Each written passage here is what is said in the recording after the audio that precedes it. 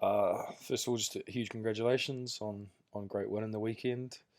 Uh, like pretty awesome turnaround, from the week before. The attack had depth and some really good lines out there. So it was a lot harder job this week just to try and pick a few clips. But I've got a few more just sort of nitpicking things and just small things maybe you can tweak in order to use that space and create a few more opportunities for you to score.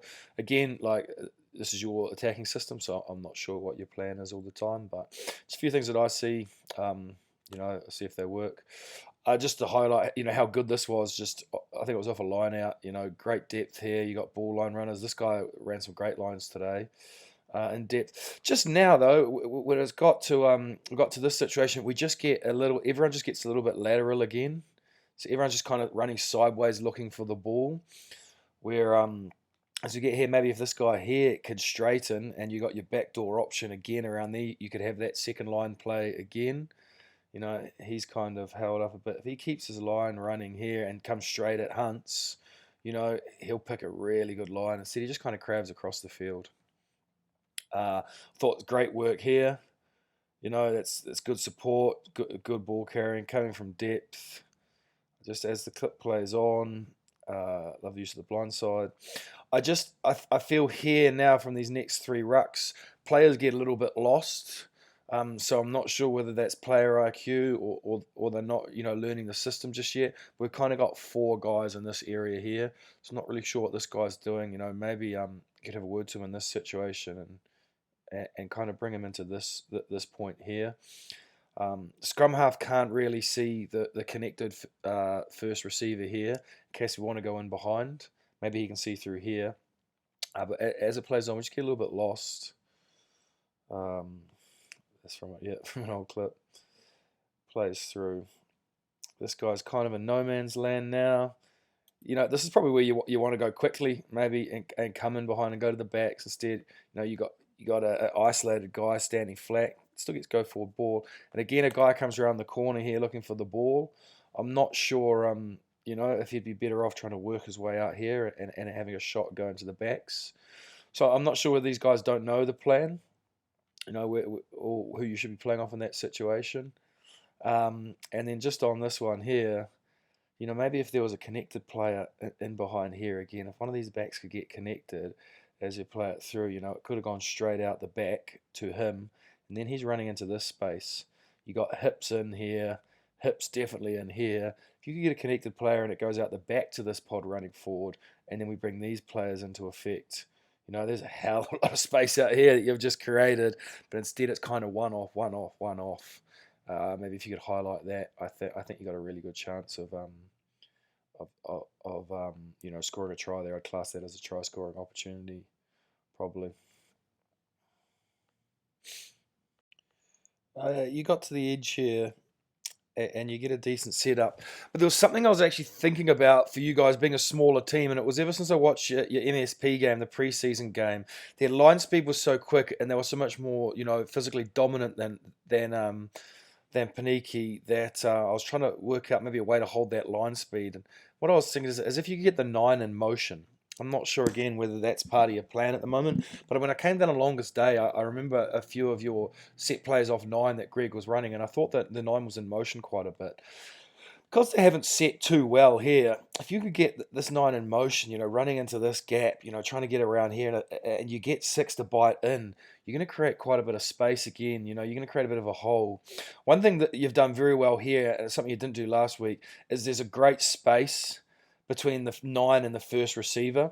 Last week, it was really compacted up, and you were running at 4 or 5 big tower guys right here. But this is really excellent that we've got good spacing here. Even if there was another defender in here, you've taken out 1, 2, 3 defenders like you should, and you're running at his outside shoulder. So there's 4 guys trapped inside. But if you play through, if you get the 9 in motion, just here, if that 9 was running into that gap and you had people flooding through here, or you still had Simon Hickey there as the backdoor option when all these guys are rushing, we could again, if we can get the ball out here, there's a bit of space, but instead, we probably don't utilise that fact that they haven't lined up too well. What I really liked about the ball carrier here, though, something I hadn't seen a lot of again, was a bit of footwork. Bit of footwork, gets outside and goes forward. So really good. So I mean, just something if you want to look at, practice getting that 9 in motion. I feel when your reserve 9 came on near the end, I think it's Jimmy Hewitt. He looks to get in motion a little bit more. It's pretty cool on this clip. Pretty great how this clip, how you get so flat and wide off this line out and get such go forward ball. But I think I don't know the backs move. I don't know what this is. So again, please just this is just coming from what I'm seeing and my experiences. But excellent, nice and flat. Get outside that line out. You got Hunts and the young Robson kid here, but no one else in camera. I think this is your right winger hanging back here. If he could be in behind here, then Huntley has an option to pop or go in directly in behind. Or, if this guy's a bit flatter out here, Huntley could throw a nice wide pass, or the pass could just, be thrown in behind Robson and as he runs through. But instead, they look kind of isolated when they get here. There's no one, at all. And again, like hips are in. This guy's hanging back. You've created really good space out here. But, there doesn't seem to be any options. If this shadowed guy was right in behind now and getting a tug pass and running into this space with a couple of guys outside him, again, if I was doing analytics, I'd class this as a try scoring opportunity, the way that you've set it up. But he kind of just gets isolated there and doesn't have many options.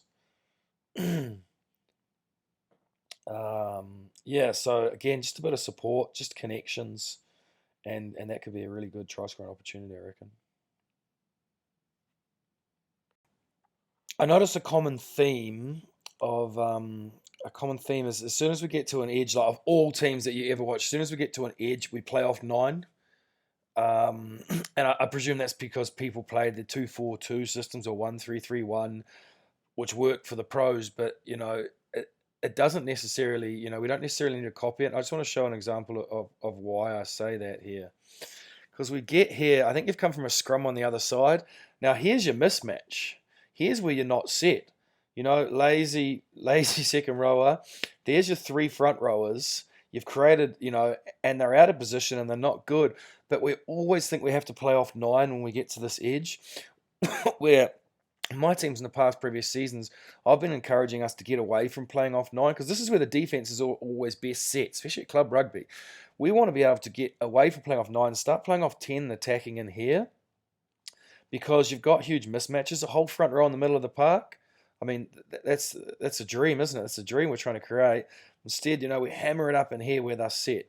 You do come out really nicely here. But another thing I think to think about is because you got the 3 front rowers out here, is I'd like to see backs in this position. If there's any backs, if there are any backs left, if they can work around and they read that there's a mismatch here. Because if you get a back on a forward, you should have footwork and speed to be able to beat them. And then you put the forwards further out, on backs, and you should have the strength to maybe get an offload away. But instead, we're running forwards at forwards. It's still a really good play because we're playing off 10 and we're opening up the space. And we play quite flat and it's good, and a lovely pop. But, you'd love to see backs against front rows to see what they could do. But still, cool play. We're playing off 10 and we're creating space. As the clip plays through, I just think, credit to what you guys have done this week. You've got different layers of attack. You've got people running onto the ball. You've obviously done something right at training this week as coaches. This guy runs a fantastic line. This is what you like to see, isn't it? Really charging at the defense. And then just, a few layered attacks here. A few options out the back. A few different lines. Bad defensive line and gets through. They're already jointed. I loved watching this try. I thought it was great. Again, just a couple of layers of attack. Even this guy in here, just creating seeds of doubt. Awesome ball from Hunts and good try. So again, full credit because that is just a different attack. I was thinking this might be a decent clip to challenge the players and ask them maybe what's going through their heads from the setup. Because as again, we always talk about getting to an edge, get to an edge nicely. But now you've got 1, 2, 3, 4, 5 guys in a line here. Wouldn't be a bad defensive line. It's not really what we're looking for attack. So it's probably these two guys here that may be a little bit in no man's land. So maybe just challenge them and say, what would be a better position for you to be in? If we put these guys behind Huntley here or playing off Huntley instead and the clip plays through, we'll have a look what kind of position we could have been in. Bang, so another those two players that had been, repositioned out here. Then you got 1, 2, 3, 4, 5, 6 of those guys if they would have been there against hips in, one person and a lot of space. So again, it's a try scoring opportunity, eh? Simple, like real simple. If guys can just hold their width, you've created these great opportunities. So that there's great potential there. We just play it on. We gets caught in the middle of the field. Because there was no one outside this guy. You had half the field to play with. We just couldn't get the ball out there because didn't have the options, kind of. Not too much here. More just another one of we have a clip. When we get to the edge and see how poorly the defense is repositioning here. So just to reiterate, if we can get away from playing off 9 when you've got go forward ball, if you get the 9 in motion and you hit that player in behind that pod, get guys running to this space. It looked bloody good, eh? It'd be pretty bloody easy. Just a real small nitpick here. To have that second layer attack, I think it's Ben there, Ben Huntley. If he could get a little bit flatter towards the 10 and kind of start getting in motion, so he can get around. Because I think at the moment, with the 10 taking the ball to the line, he probably can't see through there. Like, it's a real nitpicky thing. It's just a small thing. That's for sure. But if he was a little bit flatter and starting to move in motion, I think Simon there would have a better shot at trying to hit him to get around the corner. Real small thing, like not much in it. Not a big deal on this one. Probably just a few tiny housekeeping things, but awesome go for ball, good line out. We shifted away from the back of the line out, but this guy hasn't really got any support at all. If he gets half a break or manages to get arms free, he hasn't really got anyone running off him at all. And he hasn't got an opportunity. No, he doesn't get arms free. And he doesn't make a break. But if he does, you'd like to see someone on his hip, inside and outside. But he's just a little bit isolated when it comes to connections and support, which is a big part of the game. Funnily enough, I'll show a clip, maybe a couple of clips later on. But if I don't know if anyone recognised their blindside defence from lineouts, it was absolutely abysmal. They just kept folding around the corner. So they used to have their winger here, and then it's a lazy prop. They only got 3 players on this side, so not sure whether it was spoken about during the game, but something that I'll touch on a bit later. This is one of their clips, but I just want to show you, an example of when a 9 gets in motion and how it can kind of turn hips and open up space. So they have the ball here. He kind of double pumps and then goes. It's just holes here, just holes there. Just keeps people in two minds, keeps defenders in two minds when that 9 sort of scoots. And if you could have fellas lined up out here, running these lines back towards where the 9's scooting, I think that's where you're going to get some good change, because that third player often bites and turns his hips in, and I think it could be a good play. You see the holes. That guy runs a late run, but a bit too late. A decent clip to challenge the players and just see maybe what would look better in the backs, but it goes back to just being a bit flatter and a bit more connected and having a bit more options on attack. So carry on well here. If this player is playing a bit flatter, running into these lines, maybe as we play it through, he even drops underneath Robson there, for a switch, and holds this guy, he runs into that gap. Instead, even if Hunts was flatter out here, you got chip kick option, you got a flat pass through, you got a bridge pass over the top. If it were just a little bit too deep and running out of options as it plays through there. So yeah, if you could just get those backs to be a bit flatter, I reckon, and just running lines back towards the ball every now and again, you'll open up some great space, because he's a big rangy runner, that 13. He's playing nicely. Lots of space out here. They're set in defense here. We've got shitloads of space out here. Now, one of those guys, he does a great job at working across the park here. Or is he? This guy here, is it? Yeah, he sees there's too many people here. Good rugby IQ. He's going to work out into space. Works pretty hard, gets out there. Again, I'd love to see one of these players in behind here, but we still get it. We still get it. Nice flat pass, a good pop.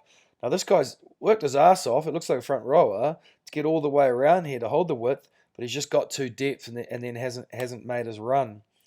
So if he's a bit flatter up here, again, just open up opportunities. Just a little bit deep, just a little bit deep when it gets out wide.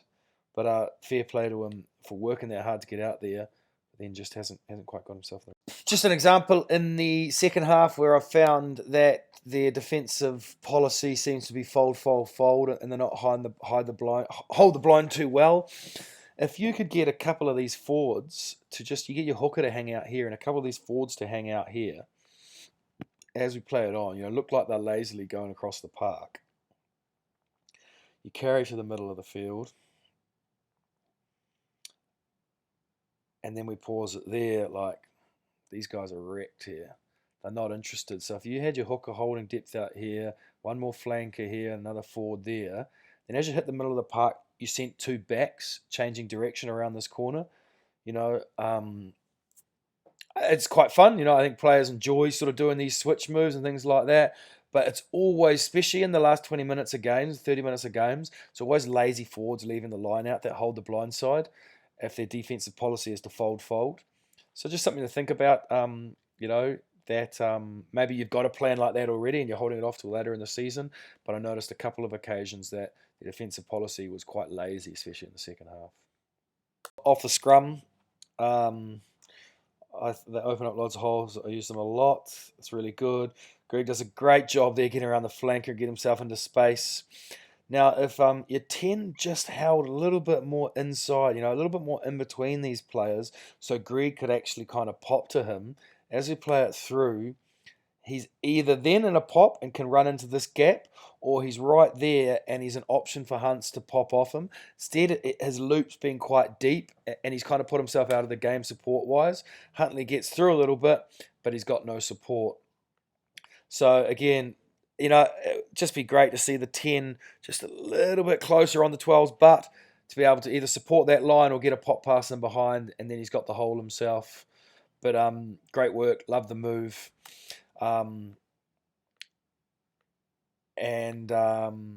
Maybe these guys could be a little bit flatter again still, because if it does go to him, these guys could be running off him. But awesome stuff to be able to create go for ball in the middle of the park. All about connections and support, eh? Last clip, we just get to see what it looks like when your 9 gets in motion a little bit here. Sorry about the background. There might be a bit of background static here. But your 9 just gets a little bit of motion, just creates a little bit of hesitancy. This guy can't get off the line, can't use line speed because he's not sure what the 9's going to do. And he gets him. So again, sorry about that background chat. But yeah, really good. 9 gets in motion and just creates a little bit of hesitancy in that second defender's role. Some of these clips may be of some kind of a help for you. That's all I'm interested in doing. Again, every coach has their own view on a game. I'm certainly not trying to push my view on you guys. You have a wealth of experience, far and above what I have, that's for sure. But just looking to help out and see, if there's anything that you guys can take away. Again, a great win, great performance. As a coach, you love to see, what you're actually doing, implementing at training, obviously coming to fruition on a Saturday. So hopefully this can be of help to you guys, and I hope you have a good week.